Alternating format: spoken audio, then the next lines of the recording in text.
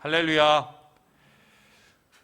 은혜 가운데 신년 특별 새벽 성회를 마쳤습니다. 이번 신년 특별 새벽 성회는 여러모로 어려웠는데요. 코로나의 거리두기에 방역 지침에 더구나 수요일 날에는 폭설이 하늘에서 막 쏟아져 갔고요. 거의 그냥 붓더라고요. 그리고 나서는 갑자기 북극발 혹한이 와서 거의 이거는 코로나 싸우다가 눈하고 싸우다가 나중엔 추위하고 싸우는 이런 지경으로 특세가 진행됐는데요. 그래서 이 같은 상황 준비하면서 이렇게 어려운데 꼭 해야 되나라는 좀 고민이 있었어요. 그래서 차라리 좀 상황이 풀리고 난 다음에 하는 게 어떨까 하는 생각이 들었는데, 그래도 제가 지난해 그 연말에 기도를 하는데 하나님께서 말씀하시기를 그래도 하라고 하셨어요. 왜냐하면 올해 말씀이 안 그래도 두세 사람이 모이는 곳에 함께 하신다는 말씀이잖아요. 그러니까 숫자가 문제가 아니라 사모함이 문제다, 중심이 문제다 하셔갖고 그래서 이 하나님 함께 해주신다는 확신을 갖고 예배를 준비하고 새벽을 준비했습니다. 여러분 어떠셨나요? 결과적으로 저는 성공적이라고 말하고 싶은데요. 우리 성도님들이 많이 관심을 가져주셨고 그리고 열심히 동참해 주셔서 성공이기도 하지만 무엇보다도 제가 은혜를 받아서 성공이에요. 여러분 그게 얼마나 힘든지 아세요? 설교자가 설교하면서 은혜 받는 게 정말 되게 힘든데 이번 특세는 그게 이루어졌습니다. 참 감사한데요. 이 말씀 주제를 뭘로 할까 기도하다가 선교사님에 대한 얘기를 다뤘잖아요. 그런데 그거를 준비하면서 조금 갈등이 있었던 게 새해 벽두부터 너무 몰아치듯이 너무 엄한 소리를 하는 거 아닌가 하는 생각이 있었어요. 안 그래도 힘든데 도전한다시고 신앙적으로 더 여러분의 마음을 어렵게 하는 것이 아닌가. 이제 그것도 그럴 것이 여러분께서 그분들의 삶을 확인하셨겠지만 이 5분의 선교사님들이 우리가 범접할 수 없는 수준의 고결함과 고귀함을 가진 분들이잖아요. 이제 하지만 말씀을 전하고 준비하면서 하루 이틀이 지나니까 그런 이 걱정이 녹아져 내리더라고요. 이 다른 분 얘기가 아니라 제가 그랬는데요. 우리 선교사님들의 이야기를 이렇게 다루다 보니까 그 속에서 애환이 느껴지고 삶의 고뇌가 읽혀지고, 그런데 그러한 고뇌와 애환을 뛰어넘는 이 믿음의 힘, 이런 것을 우리가 볼 수 있었습니다. 그것이 저에게 굉장히 큰 도전이었는데, 짧게 말씀드리자면은 믿음으로 해보지도 않고 그냥 포기하고 타협하려 했던 제 모습을 돌아보게 되었고요. 그리고 하나님이 원하시는 것은 최고가 아니라 최선인데 시작부터 최선도 포기해버리는 저의 모습을 다시 한번 깨닫게 되었습니다. 그러던 중에 지난 저의 모습이 생각이 났어요. 바로 이제 청년 때의 모습인데요. 여러분, 제가 여러분에게 어떤 모습으로 느껴졌는지 모르겠지만 제가 한때는 굉장히 뜨거운 청년이었습니다. 굉장히 뜨거웠어요. 그래서 제가 21살 겨울에 예수님을 만났거든요. 그때 정말 사람에게 치이고 세상에 치여갖고 남 탓, 세상 탓하다가 인생 힘들게 살고 있을 텐데 그때 주님이 저를 찾아오셨어요. 저를 만져주셨고 저를 고쳐주셨어요. 그리고 나서 제 대학 생활이 완전히 변했는데, 전공이 원래 제가 네덜란드였는데 바뀌었어요. 네덜란드가 아니라 성경이 되고 공동체가 되고 신앙으로 바뀌어버렸습니다. 그래서 전공 공부는 조금 등한시하고 그때부터 소위 말해서 공동체 안에서 성경 읽기 시작을 했는데, 아직도 기억나는 게 점심에 이 본관 옆에 큰 나무가 있었거든요. 거기에서 이제 노방전도 찬양 이런 걸 했었어요. 그런데 지나가던 사람이 욕바가지를 저한테 퍼붓고, 옛날에 같이 운동하던 친구들이나 선배들이 저를 향해서 정말 거의 말도 안 되는 얘기를 짓거리고 이런 거. 그런데 그때 하나도 이렇게 화가 안 나더라고요. 왜냐하면 제 안에 뭔가 불이 있었어요. 불이. 그래서 그때 제가 하나님 앞에 어떻게 기도를 했냐면요. 하나님, 저는 선교사가 되겠습니다 라고 기도를 했어요. 그것도 그냥 선교사가 아니라 평신도 선교사를 하겠다. 왜냐하면 뭔가 목회자가 되면은 좀 그래 보였어요. 그리고 여러분 아시겠지만 우리 보았던 그 선교사님들이 대부분 다 평신도 선교사였거든요. 그래서 그렇게 기도를 드렸고, 하나님 되도록이면 제가 오지를 가고 싶습니다 이렇게 기도를 했어요. 그랬는데 이런저런 여러 가지의 상황을 거쳐서 제가 어느새인가 신학을 하고 있더라고요. 신학이 끝나고 나서 졸업을 한 다음에 선교를 가려고 준비를 했는데 어느새인가 제가 목사가 돼버리고 한 교회 담임이 돼버렸습니다. 이 청년 때보다 지금이 성경을 훨씬 더 많이 알거든요. 그리고 지식도 훨씬 넓어지고 사람도 많이 만나서 훨씬 경험도 많아지고. 그런데 청년 때와 지금을 비교해 보면은 지금이 평안하긴 더 평안한데 행복한 거는 그때만 못한 것 같아요. 그때는 분명히 좀 모자르고 또 가난하고 또 뭔가 좀 평안하지 않은 부분들이 꽤 많았어요. 그런데 되게 행복했어요. 제 마음에 불이 있었기 때문인데 이번 특세를 마치면서 정확히 깨닫게 된 게요. 하나님께서 제게 말씀하시기를 제 안에 잃어버린 것에 대한 얘기를 하시더라고요. 잃어버린 불에 대한 얘기. 물건을 잃어버리면 분신물 센터에 가서 찾으면 되는데 물건이 아니라 마음을 잃어버리면 어디에 가야 될까요? 믿음을 잃어버리면 어디에 가서 찾아야 됩니까? 바로 하나님 앞에 가야 되는데 오늘 예레미야는 우리에게 그 얘기를 하고 있어요. 잃어버린 것, 잃어버린 마음, 잃어버린 신앙 찾기 위해서 하나님께 가서 다시 되찾자 뭐 이런 얘기하고 있는데요. 그는 이제 갓 시작한 신입 선지자였습니다. 그가 하나님 앞에 부르심을 받을 때 자기 자신에 대해서 뭐라고 얘기했냐면 하나님 저는 어려요. 말도 못해요. 변변치도 않아요. 그러니까 저는 못해요 라고 했어요. 근데 하나님께서 그래도 하라고 했어요. 하나님의 입이 되라고 했어요. 그리고 나서 예레미야에게 첫 번째 전하게 한 메시지가 뭐냐? 바로 오늘 이 말씀입니다. 우리 함께 2절의 말씀을 같이 한번 읽어보겠습니다. 2절입니다. 넘겨주세요. 2절입니다. 시작. 가서 예루살렘의 귀에 외칠지니라. 여호와께서 이와 같이 말씀하시기를 내가 너를 위하여 내 청년의 때의 인애와 내 신혼의 때의 사랑을 기억하노니 곧 씨 뿌리지 못하는 땅 그 광야에서 나를 따랐음이니라. 하나님께서 기억을 하신대요. 무슨 기억을 하시냐면 이스라엘의 잃어버린 것에 대한 기억을 하신대요. 예레미야는 어두운 시대를 살았는데요. 요시야 왕 이후에 기울어져가는 유대 왕국에서 활동을 했습니다.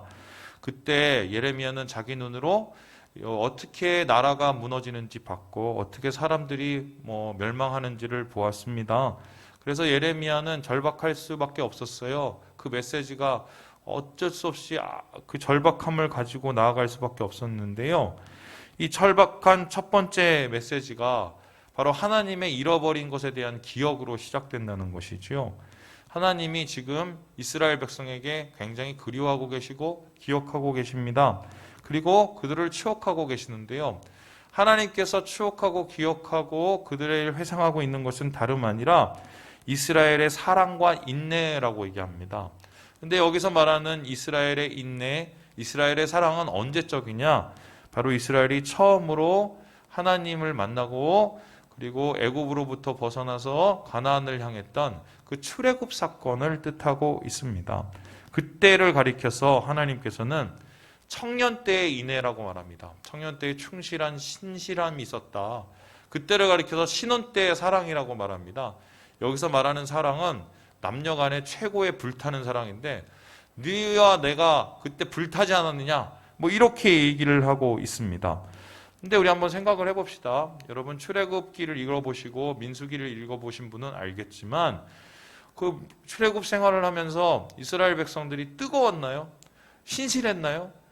가끔가다 뜨겁기도 하고 신실하기도 했지만 대부분은 불평, 불만에 원망에 오죽했으면 하나님이 그들을 광야에서 걷어내실 정도의 수준이었잖아요. 그럼에도 불구하고 하나님께서 나는 그때가 너무 좋았다. 그때를 너무 기억하고 있다. 이렇게 말씀하시는 이유가 뭘까요? 그때는 있었는데 지금이 없는 것이 있기 때문이고요. 그때는 분명히 행복했었는데 지금 행복하지 않는 부분이 있기 때문이에요. 비록 모자라고 부족한 모습이었지만 그때 있었던 그 무엇이, 그 뜨거웠던 무엇이 지금이라도 있다면 이렇게 망가지지는 않았을 텐데 하는 마음이 있으셨기 때문인데요. 그래서요, 하나님은요, 예레미야를 통해서 잃어버린 것에 대한 기억을 우리에게 다시 이야기하고 있는 것입니다. 여러분, 한국교회의 역사를 우리가 지난 두 선교사님을 통해서 잠깐 봤어요.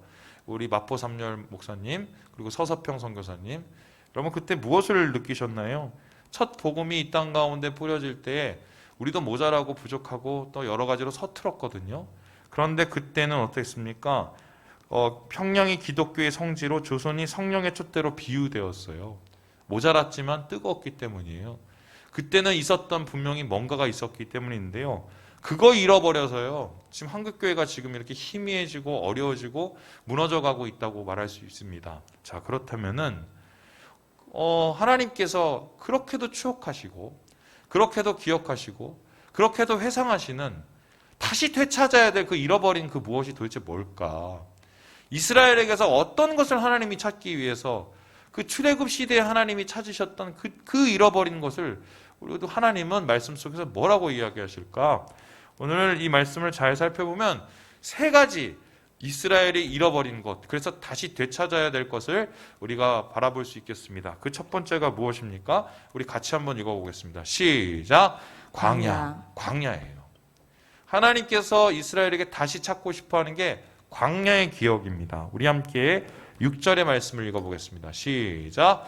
그들이 우리를 애굽 땅에서 인도하여 내시고 광야 곧 사막과 구덩이 땅, 건조하고 사망의 그늘진 땅, 사람이 그곳으로 다니지 아니하고 그곳에 사람이 거주하지 아니하는 땅을 우리가 통과하게 하시던 여호와께서 어디 계시냐 하고 말하지 아니하였도다.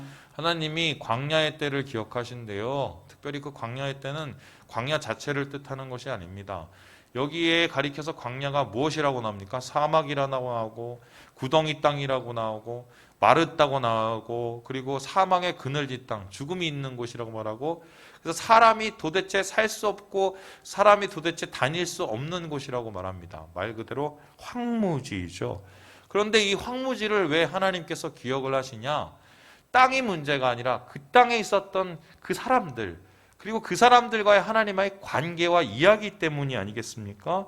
선지자는 이스라엘이 출애굽 이후에 시내산에서 하나님과의 맺은 그 모습을, 언약을 결혼에 비유하고요. 그 이후 광야 30년 이상을 돌아다닌 시간을 신혼에 비유해요.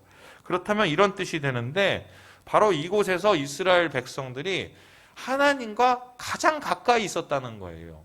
광야가 아무것도 없고 사람도 다니지 않고 광야가 정말 우리의 보기엔 쓸모없는 땅이었지만 이곳이 바로 이스라엘 백성이 하나님과 가장 가까이 있었던 땅이라고 이야기를 한 것입니다. 이곳에서 이스라엘 백성은 어떤 행동을 보였습니까? 2절에 봤더니 성슬했다고 나오고요, 사랑했다고 나오고요, 하나님을 따랐다고 나옵니다. 그들이 성실했고 사랑했고 따랐던 모습이 마치 목자를 따르는 양처럼 보였다는 것인데요. 아무것도 없었고 모자라는 것이 많았지만, 심지어 하나님과하고 다투기도 했지만 가장 하나님과 긴밀한 관계를 가졌던 곳이 바로 이 광야라는 것입니다. 그래서요, 이 광야를 가리켜서 모세는 다음과 같이 얘기를 하는데요, 이렇게 추억을 하고 있어요. 같이 한번 읽어보죠. 시작! 내 하나님 여호와께서 내가 하는 모든 일에 내게 복을 주시고 내가 이 큰 광야에 두루 다님을 알고 내 하나님 여호와께서 이 40년 동안을 너와 함께 하셨으므로 내게 부족함이 없었느니라 하시기로. 제가요, 그 98년도인가요? 그때 졸업을 하고 나서 처음으로 이제 대학 캠퍼스 간사를 했어요. 제가 가끔씩 얘기하잖아요. 그때 돈이 한 푼도 없고요. 그 돈을 벌지도 못하고요. 그래서 어머니가 그거 막 엄청나게 말렸거든요. 그런데 그때 김동호 목사님이 동안교회에서 저를 후원을 해주갖고, 외대 간사라고 후원을 해주갖고 7만 몇천 원 받고 제가 한 달을 제가 사역을 했어요. 근데 7만 몇천 원이면 그 돈이 어느 정도냐면 차비 빼고 애들하고 가서 밥 먹는 거 제 것만 내는 거 빼면 아무것도 없어요. 그냥 그러고 살았어요. 그리고 때로는 어떻게 하다 보면은 돈이 늦게 오면은 아예 차비도 없어요. 그리고 심지어는 어떤 날은 좀 더 과소비를 해보면, 과소비를 해봤자 누구 뭐 떡볶이 하나 사주는 거예요. 그러면은 그 다음 주에는 갈 일이 없어요. 갈 돈이 없어요. 근데 신기하게요, 그때 하나님 앞에 기도를 어떻게 했냐면, 하나님 아시죠?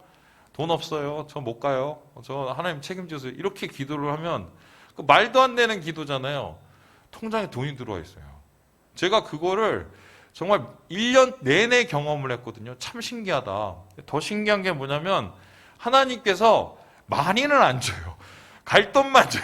갈 돈만 주고, 그리고 되게 필요한 그때에 그 적소에 하나님께서 그거를 채워주시는 걸 제가 경험을 했거든요.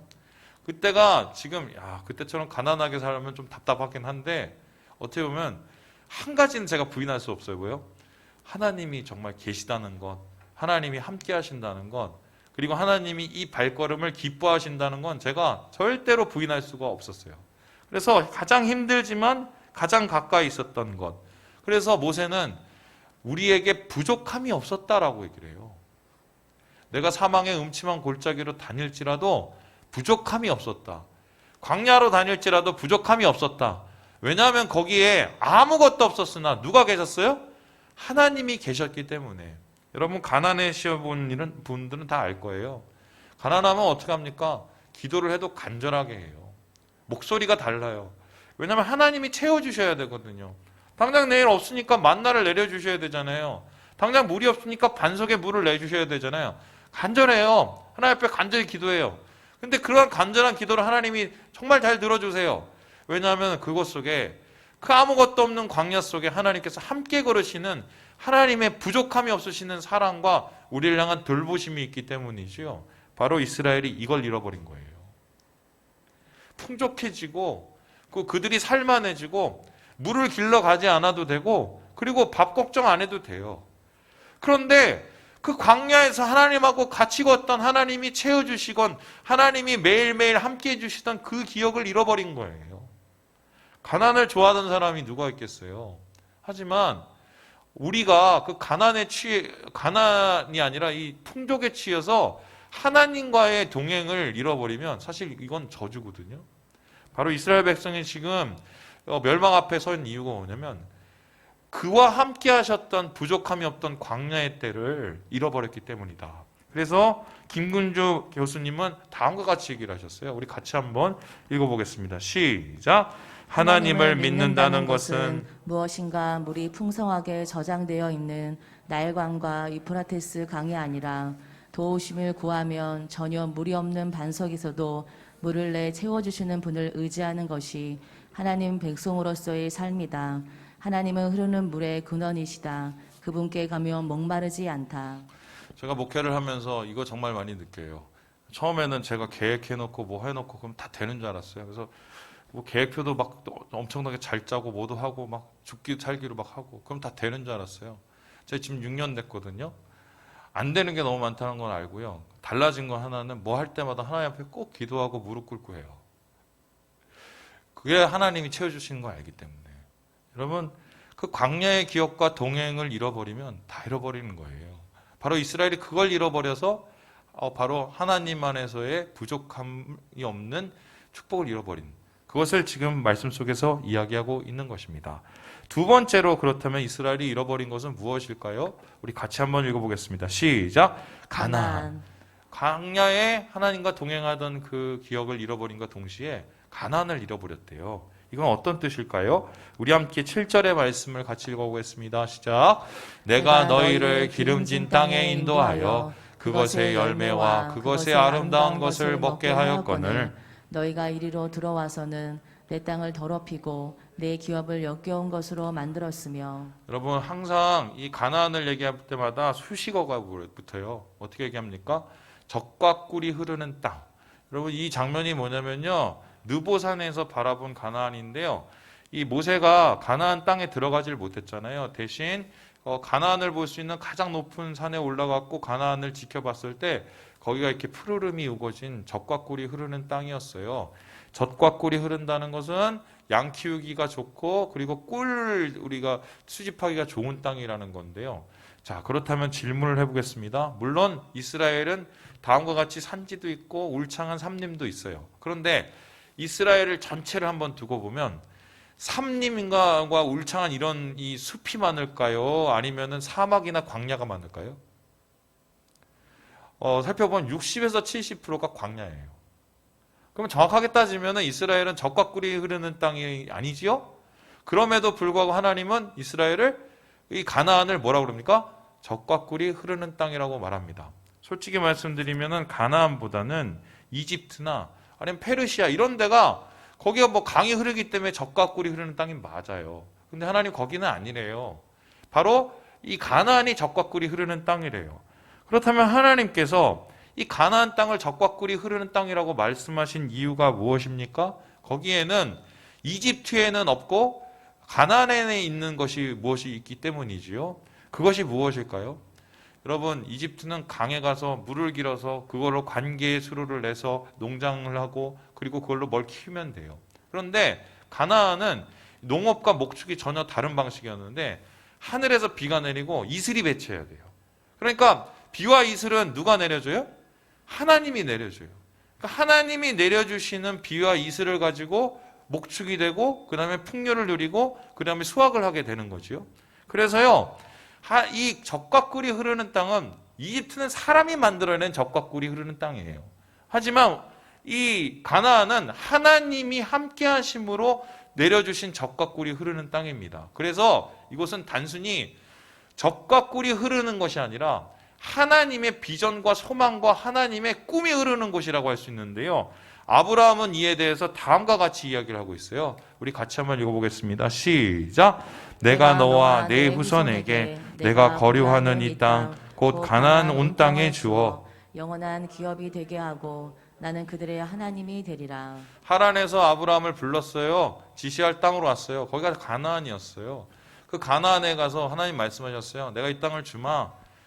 그러면은 아브라함이 그 땅을 보면서 하나님 감사합니다. 이 땅 너무 고맙습니다. 이 땅이 정말 명당이네요. 이래서 행복했을까요? 아니에요. 아브라함이 그 가나안에 도착해서 행복하였던 이유가 무엇인가요? 바로 거기에 하나님의 꿈이 있었기 때문이에요. 아브라함을 통해서 세우실 하나님의 꿈이 있었는데요. 그 꿈은 무엇입니까?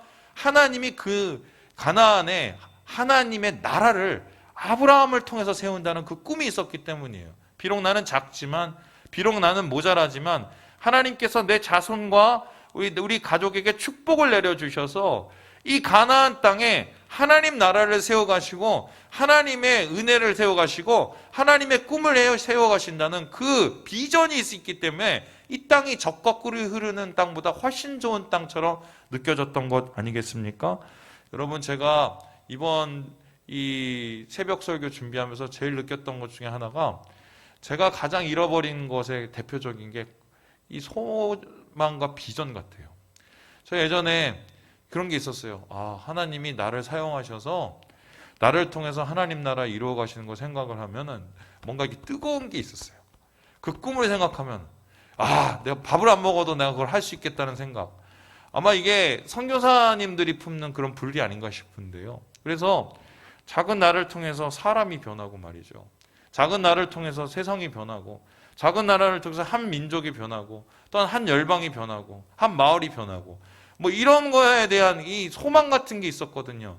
그래서 그렇게 부족했지만 그런 걸 위해서 함께 기도하고 함께 하나님 앞에 나아갔어요. 제가 있었던 이 선교회에서 이 뭐 한 10명 분들이 같이 기도를 하실 때 그랬어요. 하나님이 나에게 이런 비전을 줬어. 하나님이 이 나라를 나에게 품게 하셨어. 하나님이 이 민족을 품게 하셨어. 그러면서 손에는 잡히는 건 아무것도 없어요. 그런데 막 열심으로 마치 그걸 받은 양 막 열심을 가지고 기도했었을 때 가난했어요. 그리고 부족했어요. 아는 것도 없었어요. 하지만 행복했어요. 하나님께서 나를 통해서 이루실 꿈이 있다는 걸 아는 거죠. 그런데 지금 내게 그 꿈이 과연 그때만치 명확할까? 오히려 눈에 잡히는 가나안은 더 확실해졌어요. 여러분, 보이는 가나안은 확실히 이들이 도착했어요. 그런데 눈에 보이는 가나안 때문에 보이지 않는 영적인 가나안의 꿈을 잃어버린 거죠. 한국교회가 그거 아니겠어요? 부흥의 역사. 하나님이 주시는 하나님의 부흥의 날을 우리 기도했어요. 큰 건물이 생겼어요. 사람이 많아졌어요. 눈에 보이는 가나안이 생겼어요. 하지만 영혼과 하나님이 주신 하나님의 나라에 대한 꿈은 잊어버렸어요. 영적인 가나안을 잃어버렸어요. 그러니 어떻게 돼요? 사람들이 교회가 부흥하고 양이 늘어나도 양적으로 성장을 해도 행복하지가 않아요. 그 마음속에 하나님의 꿈이 없기 때문이에요. 목사님, 그 말씀은 맞는데 제 나이가 너무 많아갖고 저한테 무슨 꿈입니까? 이렇게 얘기할 수 있는데요. 이에 대해서 요엘 선교사가 요엘 선지자가 이렇게 말합니다. 우리 같이 한번 2장 읽어보겠습니다. 시작. 그 후에 내가 내 영을 만민에게 부어주리니 너희 자녀들이 장래일을 말할 것이며 너희 늙은이는 꿈을 꾸며 너희 젊은이는 이상을 볼 것이며. 여러분, 마지막 때를 바라보는 요엘 선지자의 이야기입니다.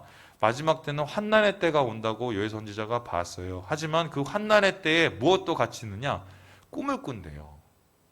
늙은이가 꿈을 꾼대요. 젊은이가 이상을 본대요. 다 꿈을 꾼대요. 그 꿈은 하나님의 꿈, 하나님이 나를 통해서 이루실 하나님의 비전이에요. 그런데 그 꿈과 비전이 있으니 어떡합니까? 환난을 이겨내요. 코로나로 힘드시죠? 어렵죠? 괴롭죠? 답답하죠? 그런데 이 코로나의 어려움을 이길 것은 제가 볼 때는 백신이 아니라요, 우리 안에서 잃어버리지 않는 꿈이에요. 하나님의 꿈, 비전, 나를 사용하시는 것. 최소한 하나님께서 여기서 내가 이 밥벌이, 내 가족 먹이는 거, 그리고 내 가족 당장 먹고 살아야 이 문제에 찌들려서 내 인생을 여기에 정말 다 낭비하고, 이거 위해서 하나님이 이 땅에 보내신 건 아니잖아요. 물론 생계도 중요해요. 생계에 열심히 사는 것도, 그것도 중요한 거예요. 하지만 믿는 사람은 그거 이상의 꿈이 있어요. 단순히 돈 몇 푼 지는 것보다 더 꿈이 있다고요. 나를 통해서 이루신 하나님의 꿈, 그거를 이스라엘이 잃어버렸기 때문에 지금 현실적인 이 가나안과 영적인 가나안을 맞바꿔 버렸기 때문에 지금 이스라엘에 어려움이 있다고 주님께서 말씀하고 있는 것입니다. 마지막으로 하나님께서 이스라엘에게 그렇다면 찾는 것은 무엇일까요? 우리 같이 한번 읽어보겠습니다. 시작. 하나님. 광야의 기억을 잃었어요. 가나안의 이 꿈을 잃었어요. 그리고 나서 어떻게 됐어요? 결국 하나님 자체를 잃어버리게 됐다는 것입니다. 우리 함께 13절의 말씀을 읽어보겠습니다. 시작. 내 백성이 두 가지 악을 행하였나니 곧 그들이 생수에 근원되는 나를 버린 것과 스스로 웅덩이를 판 것인데 그것은 그물을 가두지 못할 터진 웅덩이들이니라. 결국 이들의 가장 최종적인 결론은 하나님을 잃어버렸어요. 꿈을 잃어버리고 하나님과의 동행의 기억을 잃어버려서 하나님 자체를 잃어버렸어요. 그렇다면 이 동행과 꿈을 잃어버린 것을 대표적으로 어떻게 표현하고 있느냐? 터진 웅덩이 때문이라고 이야기를 하고 있습니다. 이게 이스라엘의 터진 웅덩이입니다. 이 터진 웅덩이, 이스라엘에선 물을 먹을 방법이 크게 두 가지가 있어요. 자연적으로 생겨나는 물을 먹는 겁니다. 강이 흐른다든가 아니면 샘물이 나온다든가. 그건 어떻게 해요? 강에 가서 샘물에 가서 길러서 먹으면 돼요. 그런데 이스라엘 백성들이 또 한 가지 또 물을 먹는 방법이 있었어요. 집 앞에다가 웅덩이를 크게 만들어 놓은 거예요. 그런데 물이 다 새잖아요. 그러니까 어떻게 해요? 석회를 다 발라놔요. 그러면 안 새거든요. 그래서 거기다 물을 저장해놔요. 비가 오면. 그거 갖다가 먹는 거예요. 그런데 문제가 어떻게 되냐? 이스라엘에 지진이 자주 있어요. 그럼 막 땅이 흔들려요. 석회가 깨지죠. 그럼 어떻게 해요? 물이 다 새버려요. 그래서 집 앞에 있는 물은 편하긴 하지만 어떻게 해요? 이게 언제 어떻게 깨지고 없어질지 몰라요. 그런데 마치 이스라엘의 모습이 그 집 앞에 웅덩이에 빠져서, 집 앞에 웅덩이에 그 편안에 빠져서 샘에 가서 먹는 그 생수를 잃어버린 것과 똑같다. 하나님의 계획과 하나님의 생각을 자기 안에 가둬넣어서 진짜 하나님이 아니라 내가 원하는 하나님, 내가 원하는 신앙에 빠져서 하나님을 잃어버린 이스라엘의 모습을 지금 하나님께서 신랄하게 이야기를 하고 계시는 것입니다. 그래서요, 이렇게 얘기할 수 있는데요. 편안을 추구하면요, 결국 평안을 잃어버려요. 평안을 잃어버려요. 이게 어쩔 수가 없나 봐요, 사람은요. 우리가 하나님 안에서 진짜 신앙하기 위해서는 때로는 벼랑 끝에서 서야 되고, 때로는 우리의 있는 손의 것을 놓아야 되거든요. 왜냐하면은 샘물에 가야 물을 깃죠. 터진 웅덩이 앞에서 있는 게 아니라. 그런데 이 사람들은 그렇게 얘기해요. 아니야, 물이 부족해서 그래. 갖다 버. 웅덩이 갖다 버. 더. 내가 지금 이거 부족하고 저거 부족하고 다 갖다 버. 그러면 내가 채워질 거야. 마음이 터진 웅덩이인데 샘물로 가야 되는데. 그래서 하나님께서는 이스라엘 백성이 그 웅덩이에서 벗어나서 진짜 하나님을 찾아야 되고 진짜 하나님을 만나야 된다고 말을 하고 있습니다. 이에 대해서 유모세 목사님은 다음과 같이 이야기를 하고 있어요. 우리 같이 한번 읽어보겠습니다. 시작. 우리에게 영속적인 번영보다 더 감당하기 힘든 시험은 없다. 참된 복은 복의 근원인 하나님과 함께하는 삶이다. 복의 근원인 하나님이 없이 건강, 명예, 부를 모두 소유했다고 할지라도 이는 진정한 복이 될 수 없다. 여러분, 하나님이 가까이 계심을 느끼십니까? 하나님이 가까이 계시면 아무리 힘들어도 힘들지 않아요. 아무리 최악의 상황이라도 기뻐할 수 있어요. 목사님이니까 그러죠. 아니 무슨 전도사님이니까 그러죠. 권사님이 아니에요. 하나님이 계셔서 그래요. 광야에서 하나님을 가까이 만나고 또 뿐만 아니라 가나안의 꿈을 안고 그 광야를 정말 기쁨으로 지났던 것처럼 우리 안에 하나님이 계시면 이거 해요. 그런데 하나님을 멀리 떨어지면 아무리 상황이 좋고 아무리 환경이 좋도 못해요. 해도 기쁘지도 않아요. 결국 하나님께서는 이 하나님을 되찾아 이스라엘 백성이 다시 살 길을 열고 이스라엘 백성이 다시 하나님 안에서 은혜의 삶, 부족함이 없는 삶 누리시기를 오늘 바란다고 그들에게 말을 하고 있는 것입니다. 여러분, 말씀을 마칩니다. 꿈을 되찾으셨으면 좋겠어요. 나이가 중요한 게 아니에요. 나이가 중요한 게. 지금 캄보디아가 계신 박순보 선교사님 지금 나이가 곧 70이세요. 그래도 지금도 계속해서 지금 애들 돕고 앉았고 어떻게든 그 자립시키려고 몸부림치시거든요. 꿈이 있으세요. 꿈이 있으면 청년이에요. 하나님의 꿈. 그리고 그 꿈을 가지고 광야길을 걸어가면 힘들어도 주의 동행하심으로 우리가 기뻐 노래를 부르면서 갈 수 있거든요.